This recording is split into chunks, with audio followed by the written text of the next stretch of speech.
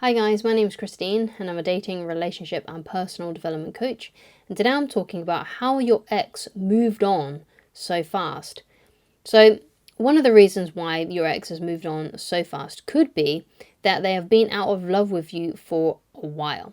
So this is especially for those people that actually got dumped by their ex. Obviously, if your ex has dumped you, then they're out of love with you.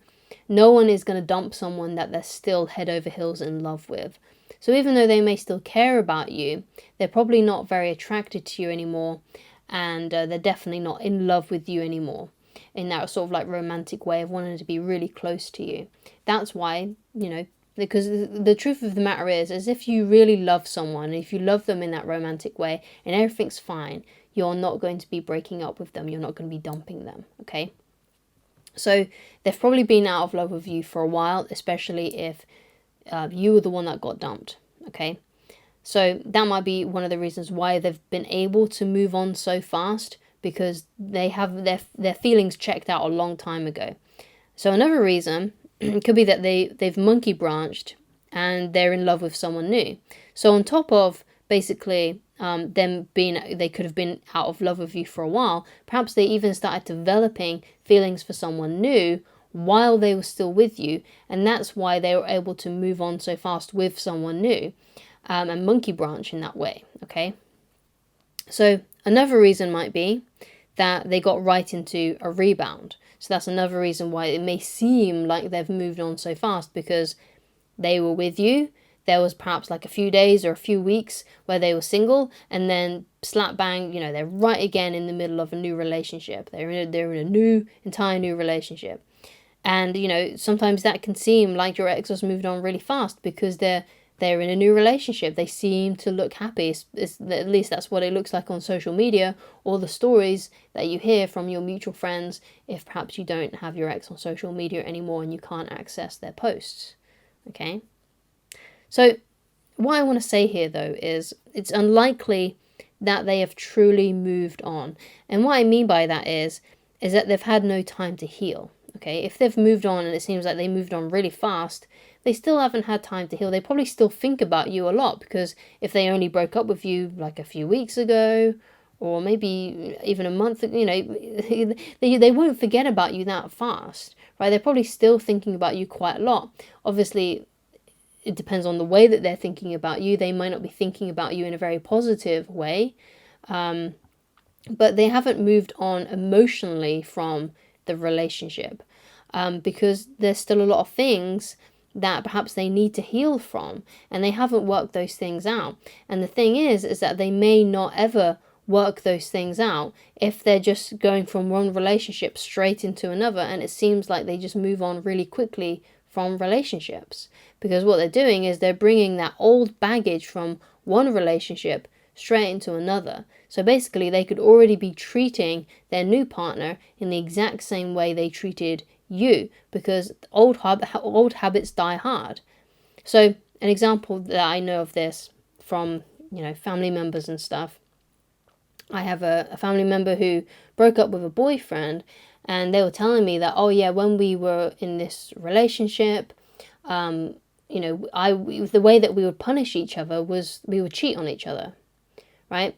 And then that family member of mine broke up with her boyfriend and then got into a relationship with a new guy, and now they have issues with cheating again, because even though this is a way better boyfriend for her, it's a much more healthy relationship, things should be absolutely perfect, because she was in the habit of cheating on her ex-boyfriend, and that's the way that's what they would do to punish each other. She still does the same things, right? She does the same things with this new guy that she's with. So it's like you need time to be away from. You need time in between relationships, okay? And the reason why you need time in between those relationships is because you need to sort of go back in your own head, or maybe in a journal, to that old relationship to figure out, what did I do? What did they do? What would I do better in that relationship? Those are good, important questions to ask yourself when you are, reflecting on old relationships to try and heal them. You've got to figure out, okay, what did I do right? What did I do wrong?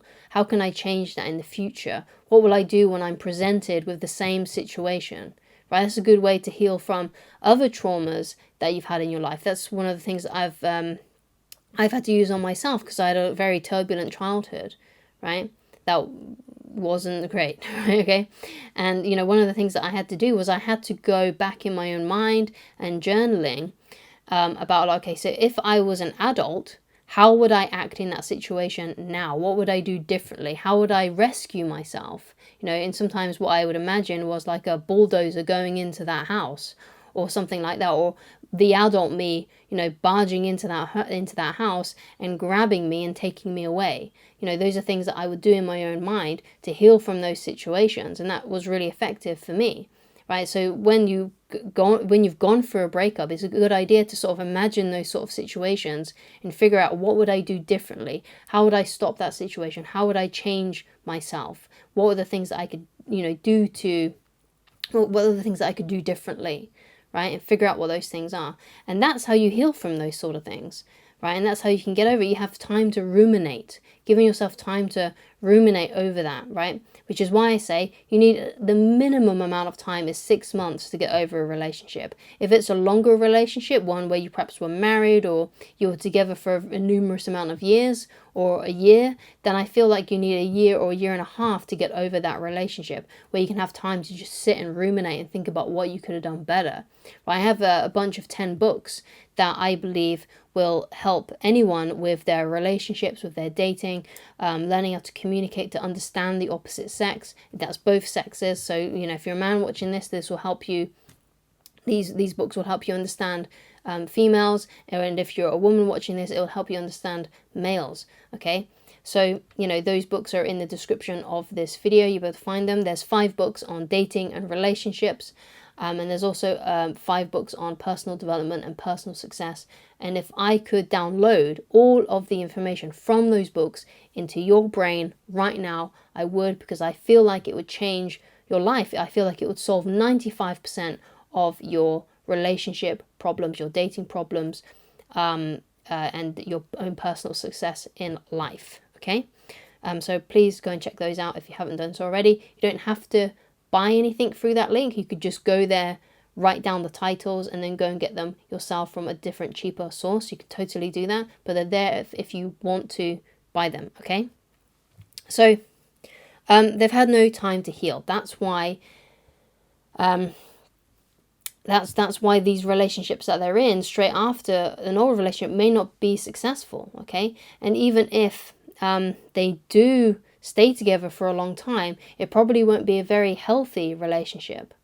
The probability of it being a healthy relationship is really, really low, especially if they had some really horrible habits that they used to do in the relationship with you, because they're just going to do those same things to that other person, because they haven't had time to heal, they haven't had time to think about it, they haven't had time to have some therapy sessions over it.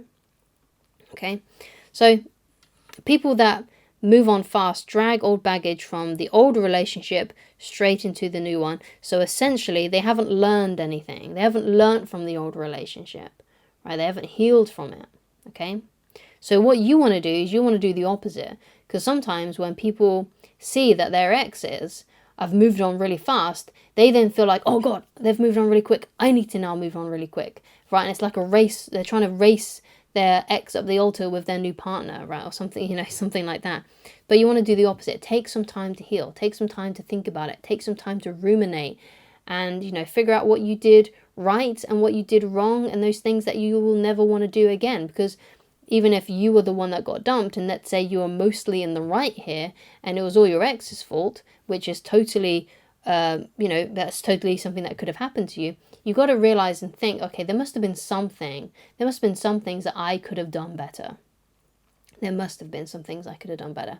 And you figure out what those things are. What could I have done better in this argument? What could I have done better in this situation when that thing happened? What could I have done better? Okay, so that's what I suggest that you do. And that's the reasons why your ex may have moved on so fast. Okay, so thank you so much for watching. If you'd like to get in touch with me personally, then please go to www.christineloveridge.com. And if you'd like me to discuss anything in a future video, then please leave it down in the comments. Thank you so much for watching, and I shall talk to you again very soon. Goodbye.